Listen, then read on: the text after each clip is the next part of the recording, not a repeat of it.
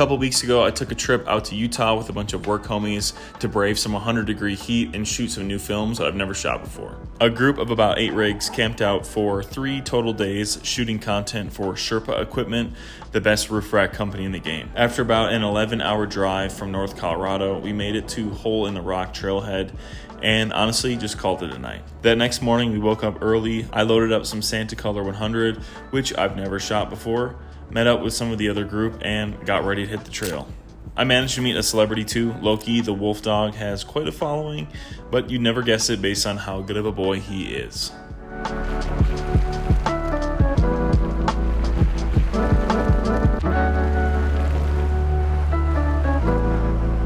Those candas were. After a few hiccups, some gear issues, and reaching the dead end of what we thought was the trail, we decided to call it an early day and hit Lake Powell to cool off and get a game plan for the rest of the afternoon. I feel like I'm about to get smoked in the head by a fridge.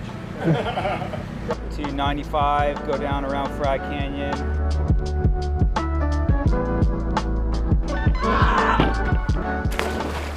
That was a good dive. After a couple hours cooling off, we found the correct trail and quickly found camp after a few hours of wheeling. Everyone was pretty wiped from the heat, so we called it an early morning in anticipation for the next day and the sunrise that next morning, which, speaking of, was incredible.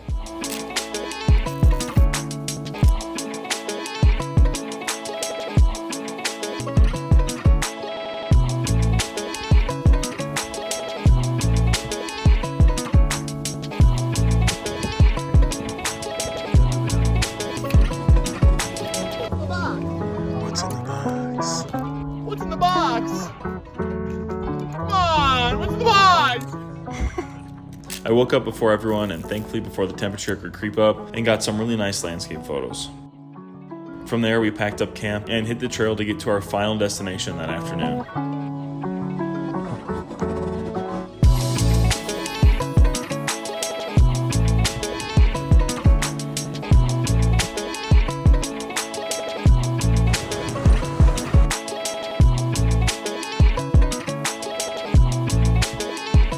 After a good chunk of the day spent wheeling, we started to notice that we were getting close to halfway on gas, and with the heat, our water supply was dwindling much quicker than we had anticipated. We reached the top of this ridge, overlooking miles of orange-baked mesas, and deliberated over what our best course of action was.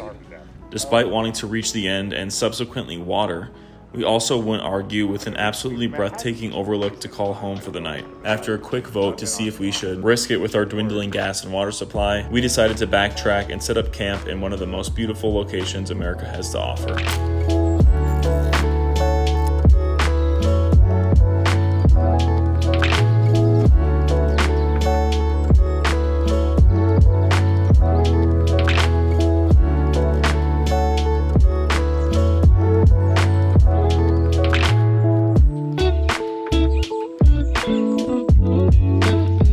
At this point, I finished up Santacolor 100 and loaded up some of Gaku's Odyssey 399 and started shooting. What a delightful area to test some new film.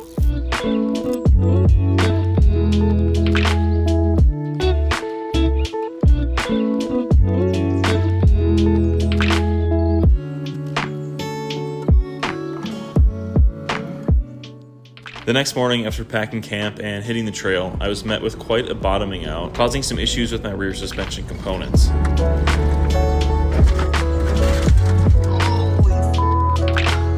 Thankfully, Alex is an off-road racer and subsequently mechanic, and Jesse, the owner of one of the biggest off-road racing shops in Arizona, were able to quickly identify the problem, patch it up, and get us back moving. Thank God for them, otherwise I would have been at quite of a loss as what to do. Down below. Okay. And a 3/8 to half drive it down. Let me see if I can get the screwdriver into that hole. After a bit of time on the trail, we also came back to the biggest obstacle, which when we were coming down it wasn't as bad as trying to climb the behemoth. Thankfully, the 33-inch Kenda tires, some stacked rocks, and some careful placement, we were able to get up it unscathed. After a couple more hours on the trail, we finally had somewhat completed Hole in the Rock and ended up back at our original camp spot, which was donning some beautiful golden light at this point. There's a nice bunch of flowers with some mountains and nice pink sunset colors in the background, of which I took a bunch of different variations of compositions, and I think most of them turned out quite nice.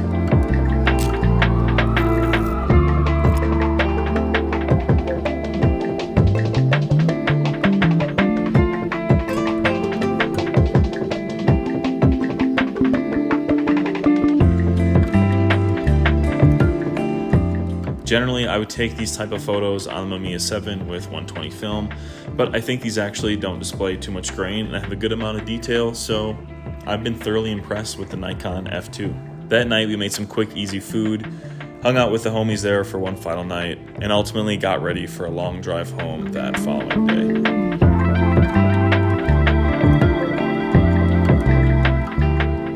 After getting back, one of my homies from Wisconsin, who lives in Boulder, hit me up to do a hike in Rocky Mountain National Park called Sky Pond, which is one of the more legendary hikes in the park for good reason. Of course, how could I say no? And despite having a long night out prior, we hit the trail early at 7 a.m. in pursuit of one of the best hikes northern Colorado has to offer. After we got out of the thick of the bush and into some more vast open areas, I loaded up Odyssey 199, a 200 speed film, into my Nikon F2 and got busy.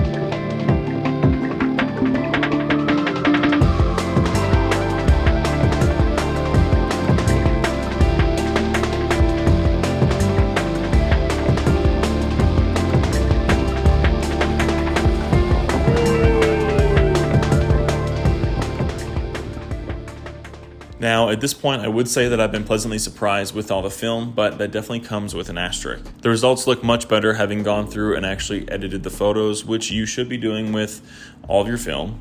If you have your film developed and scanned by a lab, the lab tech is making creative decisions or lack thereof to your film regardless, and thus you should be making those corrections or creative decisions on your own once you're getting your film back as well. With that being said, let's talk about the asterisk. Santacolor 100 was a more flat film stock with a warmer hue to it. I adjusted contrast, shadows, vibrance, but that was pretty much it. The white balance and color tones were pretty great. They just needed a bit of extra oomph. Honestly, same to be said with Odyssey 399. It had a really nice flat profile to it, and even when I really pumped up the vibrance and saturation, it still held together with a nice velvety, true-to-life colors instead of becoming too much and oversaturated. However, with the Odyssey 199, most of the shots had quite a heavy green cast to them, which, to be fair, was super easy to correct in post, and once white balance and corrected, honestly, it looks really great. Really great. The colors are very true to life, but vibrant still. There's a decent amount of grain, but again, like the 399, has a nice velvety quality to it that doesn't really detract or take away from the photos. Additionally, I totally pulled a new move and opened the back of the Nikon, which... how am I doing this? Honestly, on some of the photos though, the light leaks look pretty dope, which obviously you can't plan for. Specifically on some of them, it looks like the sun or something, kind of giving some Star Wars vibes, which is pretty cool. Regardless, I have been impressed by these stocks, and I'm happy with many of the photos that I got out of the trip. From the off-roading shots, photos of the closer homies, flower desert shots, epic landscapes, wintry mountain shots, hiking shots, etc. With that being said, I wanted to add a note that obviously not every photo from all the rolls makes it into the video. In fact, probably not even half of them do. For the sake of continuity, pacing, etc., I don't care to show a lot of the shittier photos or duplicated scenes, different exposures, etc. Now, does that set unrealistic expectations for the audience and for the consumers? Maybe, but I guess I just want to be transparent that there are a lot of misses or photos that I don't really like that don't make the video.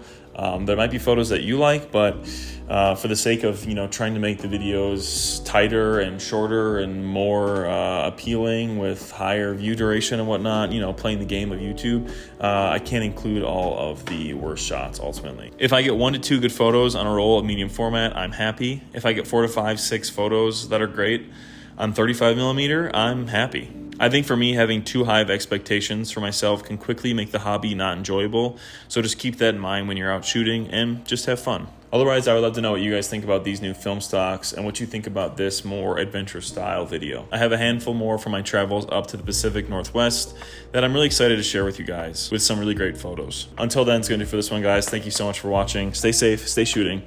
Adios.